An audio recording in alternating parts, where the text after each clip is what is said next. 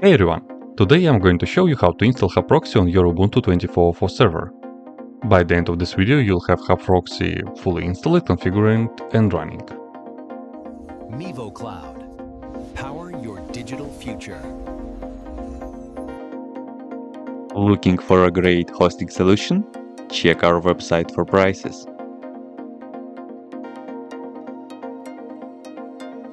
First, what you need to do is to update the server packages. You can do this by the following command.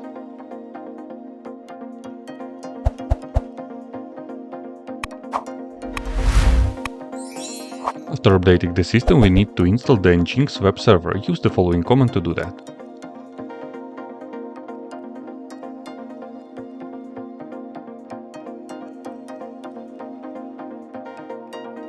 Next, we'll change the default port that Nginx uses. By default, it takes up port 80.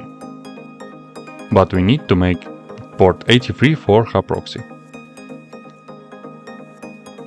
Once the configuration files open, go ahead and modify the following line. Now restart Nginx to apply these changes. With Nginx moved, let's install HAproxy using this command. By the way, you can use the promo code shown on the screen and in the description to get a 20% discount for free mouse on all virtual services on our website. Before making any changes, it is highly recommended to backup the original configuration file. Do that by the next comment.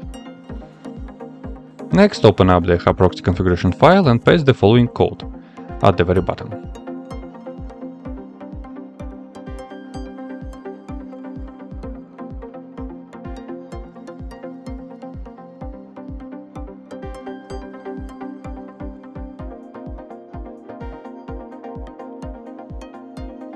Once you save the changes, always check the file for any syntax error using this command.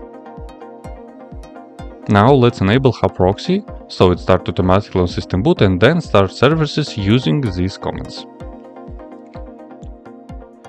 Don't forget to configure your firewall to allow traffic through.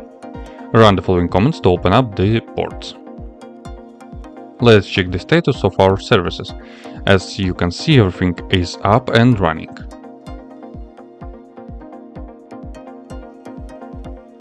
Next, to enable the built-in statistic dashboard, open the configuration file again and add the following block at the bottom of the file. This is also where you define your admin username and password. In my case, I'm using admin and MivoCloud as password.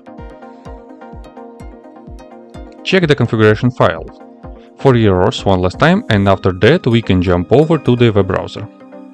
Type in your server IP address followed by the designated port to access the live monitoring dashboard. That's it for the installation. If you found this helpful, please hit the like button so more people can find this guide. All the comments I used are in the pinned comment below. If you run into any errors or have a suggestion for the next tutorial, drop a comment and I'll get back to you. Thanks for watching MivoCloud.